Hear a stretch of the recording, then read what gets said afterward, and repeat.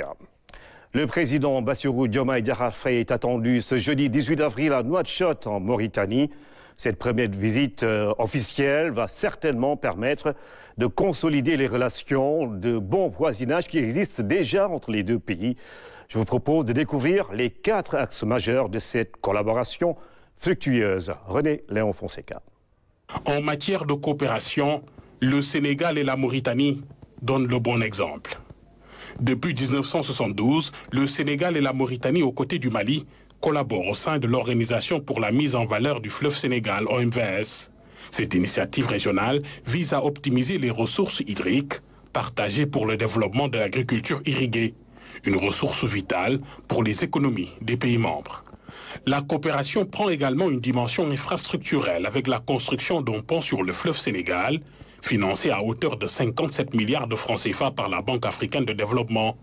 Cette infrastructure majeure devrait non seulement booster les échanges commerciaux, mais aussi faciliter le flux des personnes entre les deux pays. Le partenariat stratégique entre le Sénégal et la Mauritanie s'étend aux ressources naturelles avec la découverte en 2015 du jugement de gaz Grande Tortue à Émim, situé à la frontière maritime des deux nations. Avec des réserves estimées à 100 TCF et un investissement de 24 milliards de dollars, ce projet d'envergure internationale prévoit de transformer l'économie des deux pays grâce à une exploitation prévue sur 20 ans. La pêche, le secteur vital pour les communautés côtières, est également un pilier de la coopération. Récemment, la Mauritanie a octroyé 500 licences de pêche aux pêcheurs de la langue de Barbarie à Saint-Louis, illustrant ainsi l'excellente qualité des relations bilatérales et l'engagement des deux pays à soutenir les communautés locales. À travers ces initiatives diversifiées, le Sénégal et la Mauritanie démontrent qu'une collaboration étroite et ciblée peut mener à des avancées significatives pour le développement durable et la prospérité partagée de leur peuple. Sénégal, Mauritanie, deux pays liés par l'histoire et la géographie, preuve parlante, la découverte du jugement gazier sur la frontière entre le Sénégal et la Mauritanie du gaz pour assurer une production sur au moins 30 ans, avec une capacité de production de 425 milliards de mètres cubes. Ibrahim Andong. L'astre d'un futur prometteur se lève à la frontière entre le Sénégal et la Mauritanie. La découverte d'un don de la nature partagé entre deux pays voisins. À 120 km de la côte se trouve le gisement de tortue. Il s'agit d'une découverte de classe mondiale. Et pour l'exploitation de cette ressource, BP et ses partenaires ont réussi à concevoir le projet Tortue Ahmeyim. Un exemple de partenariat unique entre deux pays liés par plusieurs facteurs pour un partage équitable des ressources minières. À 2 km sous les fonds marins se trouvent 2 réservoirs. De grands réservoirs représentant un potentiel de production de gaz estimé à 425 milliards de mètres cubes. Assez de gaz donc pour assurer une production de plus d'un quart de siècle, c'est-à-dire 30 ans au moins.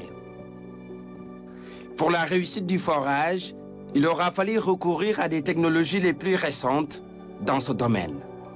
À préciser aussi que le système sous-marin sera conçu pour supporter les conditions rencontrées en eau ultra profonde à 2700 mètres de profondeur. Ce qui fait justement de cette infrastructure la plus profonde d'Afrique à ce jour. À terme, le gaz sera transporté sur 80 km à travers des conduites vers une plateforme flottante d'extraction, de stockage et de déchargement. L'objectif est de traiter plus de 14 000 millions de mètres cubes de gaz par jour.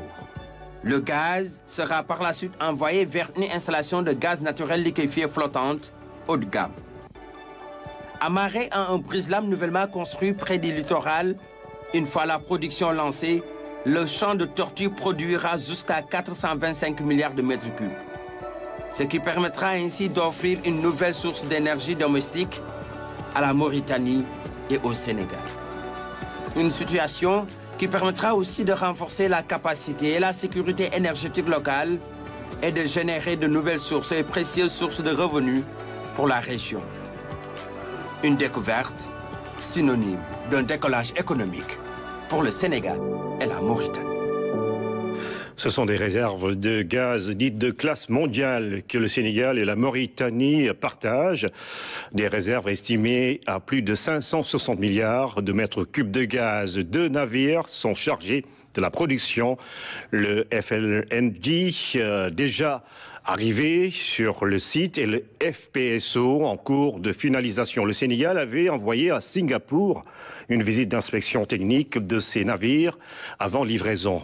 Nous revenons sur la présentation de l'impressionnant FLNG qui avait accueilli nos équipes à Singapour sur justement ces 300 mètres de long. Il est chargé de liquéfier le gaz naturel à Ramdao.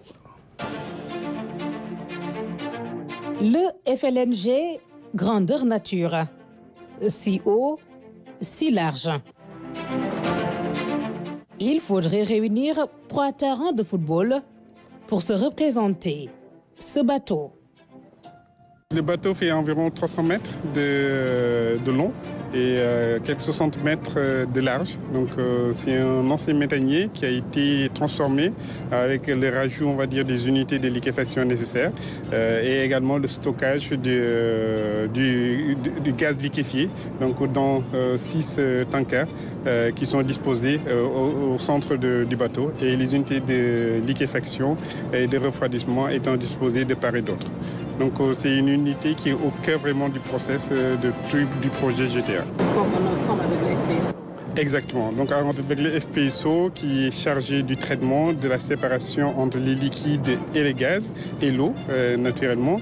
Le gaz est envoyé à cette unité-là pour y être, comme je disais, purifié davantage, mais vraiment liquéfié à moins 162 degrés pour pouvoir être exporté dans des tankers avec un gain de 600 fois, on va dire, le volume naturel du gaz. Sur ces chantiers de Keppel à Singapour, le FLNG a été façonné selon les spécifications requises. Comme pour le FPSO, l'autre principal navire du projet Grand Tortue Ahmeyim, des ingénieurs du Sénégal ont fait le déplacement pour l'inspecter avant livraison. Dans la délégation, des experts de l'ANAM, l'Agence nationale des affaires maritimes. Comme vous le savez, les affaires maritimes ont des compétences dans le cadre de la construction, mais également de l'exploitation future de ces navires en tant qu'unité qui participe à la circulation en mer. Et nous gérons également de ce point de vue le travail maritime, les gens de mer qui vont opérer à bord. Et il était intéressant pour nous et très important d'ailleurs de venir en amont de l'arrivée des navires, les voir, anticiper sur des améliorations qui pourraient être faites pour optimiser leur exploitation.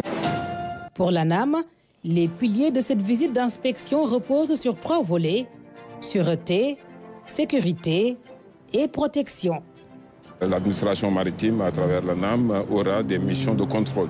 Contrôle au titre de l'état du pavillon, avec la certification qui découle de nos visites, ou au titre du contrôle par l'état du port, contrôle qui nous permet de nous assurer des conditions de maintien des règles de certification. Et c'est des règles universelles, internationales, des standards que tous les pays partagent. Et c'est ce qui nous vaut aujourd'hui la maîtrise de la question que nous avons avec un personnel qui a été formé. Et l'État du Sénégal a mis beaucoup d'énergie et de moyens dans la capacitation des personnels chargés du contrôle de ces unités. Ce gigantesque complexe flottant donnera le la de la production de gaz avec les autres composantes du projet. Un navire qui concentre plusieurs technologies pour traiter, liquéfier et stocker le gaz naturel partagé entre le Sénégal et la Mauritanie. Les bonnes relations entre le Sénégal et la Mauritanie en pays voisins ont permis aux pêcheurs guet-ndariens de Saint-Louis de bénéficier de 500 licences de pêche mauritaniennes. Un important accord qui a permis de ravitailler le marché sénégalais de 50 000 tonnes d'espèces pélagiques. Abdouad. Ceci est le résultat de la bonne entente entre le Sénégal et la République islamique de Mauritanie. La licence de pêche mauritanienne, 500 au total, octroyée aux pêcheurs de Guet-Ndar, avec comme impact direct le ravitaillement du marché sénégalais de 50 000 tonnes de poissons. Des heurts ont souvent éclaté entre pêcheurs guet-ndariens et garde-côtes mauritaniens à la frontière maritime entre les deux pays. Cet accord va apaiser les tensions et cet épisode ne sera plus qu'un mauvais souvenir. Cette licence est d'une importance capitale pour la pêche à Saint-Louis, première activité économique de la région. Mais la licence a un impact sur Saint-Louis. Ces licences ne sont pas que bénéfiques pour les pêcheurs. Il y a beaucoup d'activités qui gravitent autour de la pêche. Beaucoup de gens quittent leur localité pour venir travailler ici quand il y a du poisson, que ce soit dans le commerce ou dans le transport. Toutefois, l'octroi de cette licence mauritanienne est soumise à des conditions.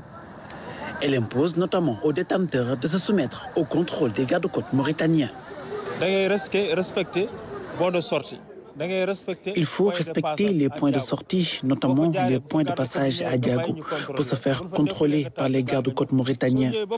Ils sont aussi présents au niveau du port polonais en permanence et pris en charge par l'État du Sénégal.